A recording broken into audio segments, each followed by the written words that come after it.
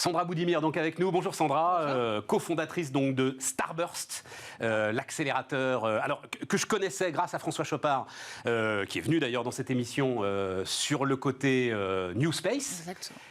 Mais vous avez aussi une activité autour de la défense alors visiblement. Et donc, 5e édition du Salon des Forces Spéciales. Je lisais dans la présentation de ce salon, le patron du commandement des opérations spéciales. Le commandement des opérations spéciales, c'est les commandos, c'est quand même beaucoup, est-ce qu'on peut se le dire, les gars qui pensent quand même en matière de défense aujourd'hui. On peut le dire. Voilà, on peut le dire. Compétition hybride, affrontement en zone grise. C'est comme ça qu'il définit aujourd'hui finalement sa réflexion. Qu'est-ce que ça veut dire et qu'est-ce que ça veut dire en termes d'investissement quand on est comme vous, investisseur dans des startups et dans des sociétés de nouvelles technologies? Alors effectivement, en ce moment, comme vous le disiez, il y a ce fameux salon du SOFINS qui permet de réunir en une unité de lieu et de temps les petits génies des technologies et les opérateurs. Les opérateurs, donc ce sont ces soldats qui pensent comme vous le dites. Ça va leur permettre de se rencontrer et de parler ensemble de tous ces matériels qui peuvent leur mettre à disposition et qui vont leur servir à innover. Et l'innovation pour les forces spéciales, c'est quoi justement?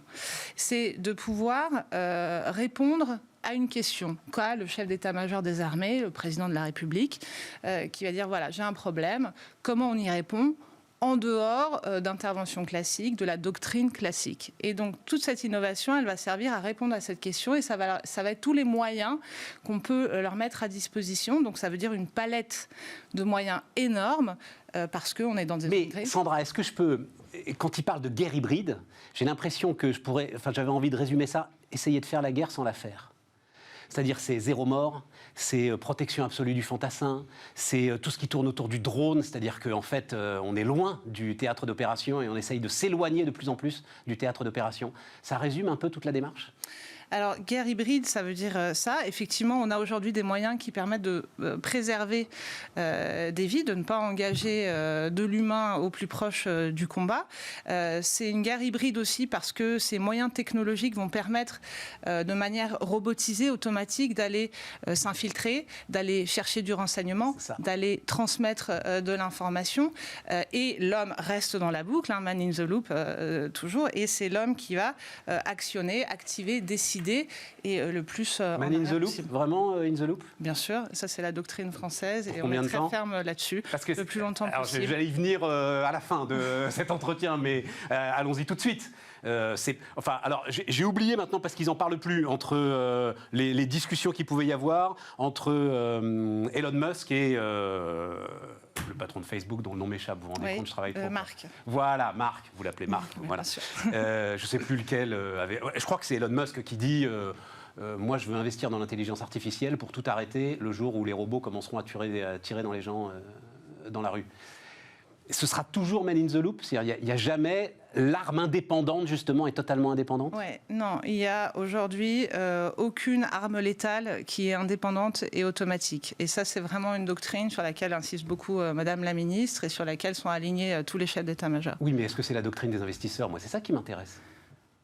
C'est-à-dire que vous, investisseurs, vous qui êtes au contact de ceux qui cherchent, est-ce que vous leur dites là, mon pote ne va pas dans cette direction-là parce que nous, on n'ira pas.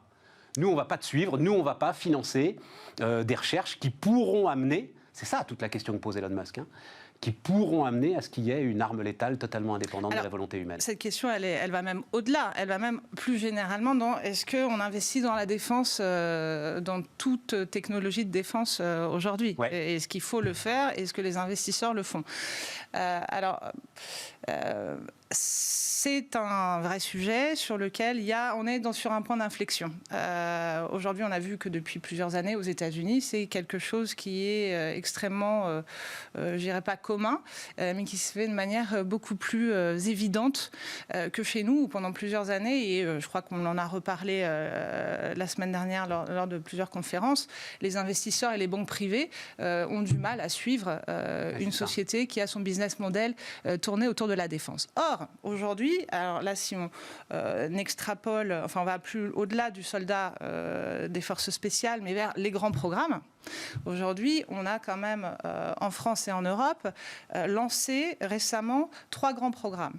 qui sont structurants pour les 40-50 prochaines années. Oh mon Dieu. Le char du futur, le porte-avions du futur et le système de combat aérien du futur, le SCAF. Et ça porte avec soi un besoin et une projection d'intégrer des technologies qu'on n'imagine même pas aujourd'hui. Oui, c'est ça, d'accord. Et ça, c'est votre terre d'investissement, en fait. Et ça, c'est une terre d'investissement. C'est dans le cadre de ces 3 grands programmes. En tout cas, ça permet de structurer. C'est-à-dire qu'une start-up et un programme n'ont absolument pas les mêmes cycles de vie. Donc, ces grands programmes, ça permet d'avoir un calendrier. Et là, rôle à nous, Starburst, de guider ces startups tout au long de ce cycle de vie et de développement à la fois des grands programmes et des startups. Une startup, ce qu'il ne faut pas... Oui, mais la différence, parce que alors on discutait d'espace avec François justement, vous êtes sur des programmes qui sont totalement autonomes sur l'espace et même avec des résultats assez impressionnants. Dans la défense, c'est pas possible. Il faut rentrer, si on veut avoir un espoir de trouver un moment de la rentabilité, il faut rentrer dans un grand programme public. Alors oui et non. Alors déjà oui, il y a des programmes autonomes, il y a des systèmes d'observation satellites qui sont autonomes en soi, mais qui vont servir les besoins de renseignement de la défense. Et ça, qui vont pouvoir s'intégrer dans les grands programmes.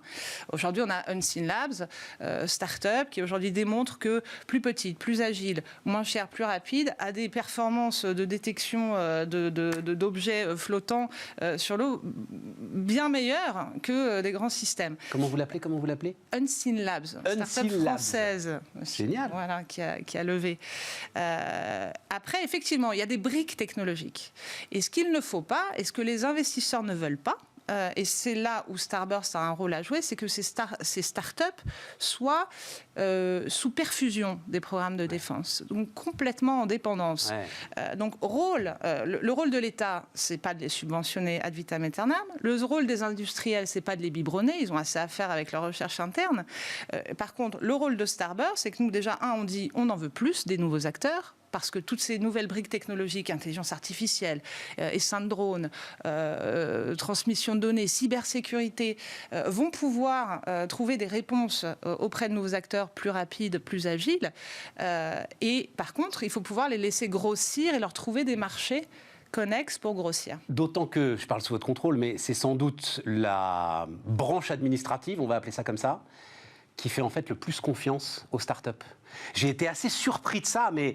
L'armée a en fait une capacité à intégrer et à tester et à accompagner le test and learn de programmes privés et de jeunes programmes qui est très impressionnante. Alors, d'autant plus sur le sujet que vous abordiez en introduction, qui est les forces spéciales. Oui, c'est ça. C'est leur ADN. L'affrontement en zone grise. La source d'innovation des forces spéciales, c'est l'interne, c'est-à-dire qu'eux-mêmes sont des petits génies qui sont tout à fait capables d'imaginer, d'inventer, à la MacGyver, pour caricaturer un petit peu, et on n'est pas très loin, les startups, mais également les grands programmes. Parce que pour s'infiltrer, il faut des avions, il faut des hélicoptères, il faut quand même du gros.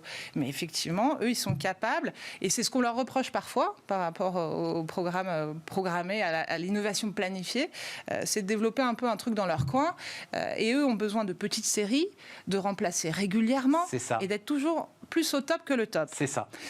Et c'est très différent de l'innovation des Donc, programmes. char du futur, porte-avions du futur, enfin, il faudrait déjà faire le porte-avions d'aujourd'hui. Et c'était quoi le troisième programme, Sandra, j'ai oublié. L'avion de combat, le système de combat aérien du futur. Ah oui, avion de combat. Et vous avez participé au programme à 400M, j'ai vu ça dans votre biographie, dans votre vie. Bravo. Vous êtes, non, mais parce que c'est un truc...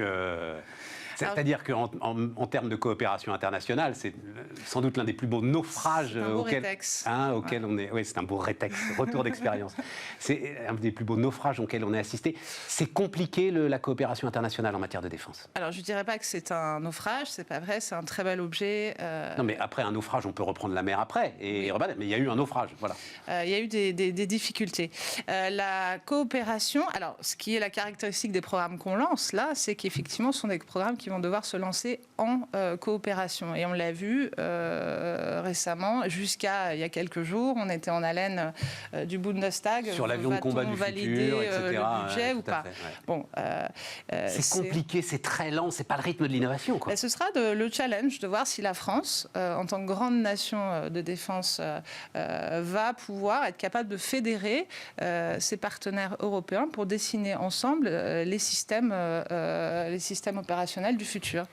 Parce que c'est pas possible de faire autrement, enfin c'est pas possible de faire des choses à l'échelle nationale qui soient plus rapides, plus dynamiques, plus... D'autres personnes que moi vous répondront oui, et moi je vous répondrai que non. Non à la fois, alors au-delà de l'aspect budgétaire et financier, il y a un aspect technologique, il y a une Europe de la défense à construire, il y a des enjeux diplomatiques et d'avenir. Et 1954, Communauté européenne de défense. C'est vous dire si... Voilà. Et on n'est pas encore arrivé. Même moi, j'étais pas né, c'est vous dire. Mais il y a un vrai enjeu. Et là, on a des signaux positifs si on s'éloigne un peu du sujet innovation et de l'ADN de Starburst. Mais néanmoins, il y a un contexte à poser pour savoir comment évoluer là-dedans. Et il faut aussi acculturer nos startups à tout ce contexte-là. Dire on vend du Rafale, donc ça veut dire que le Rafale aujourd'hui se vend bien et se vend en Europe. Et il y a eu des dernières bonnes nouvelles en Croatie très récemment. Donc avec ça, on va pouvoir construire et construire au-delà, et ça va faire des marchés supplémentaires à nos startups. C'est ça le justement, challenge. Rafale, donc il n'y avait pas les drones. D'ailleurs, je vous le dis, à la fin de cette émission, on rediffusera l'interview très très intéressante. Je ne sais pas si vous connaissez Azure Drone. Jean-Marc Crépin, formidable entrepreneur. Donc on vous rediffusera ça justement pour boucler la boucle à la fin de cette émission. Les programmes de drones aujourd'hui, j'avais l'impression moi que c'était la pointe de diamant, pour parler comme le général de Gaulle, la pointe de diamant de l'innovation en matière de défense, non ? Tout à fait. Ah oui, d'accord. Mais on n'a pas de programme, nous, particulier autour des drones. Il y a eu un retard, à un moment donné, des décisions qui n'ont pas été prises. Et puis aujourd'hui, clairement, on a des acteurs qui arrivent. Et puis c'est surtout, ce qu'on voit, c'est notre capacité à mettre de l'intelligence dans ces drones. Ce qui va en matière de défense et dans les grands programmes. Et nous, on le voit chez Starburst. On a identifié notamment une start-up ultra prometteuse qui s'appelle Delphox, qui a un algorithme d'apprentissage par renforcement. Donc, eux vont être capables de faire communiquer des plateformes ensemble et donc à terme d'apporter de l'intelligence dans un essaim de drone et de les faire travailler ensemble sur le terrain. Donc si on a des choses, on a des technologies et on va rattraper le retard éventuellement qu'on a. C'est très très impressionnant les essaims de drone. On voit des choses aujourd'hui qui sont vraiment très très impressionnantes.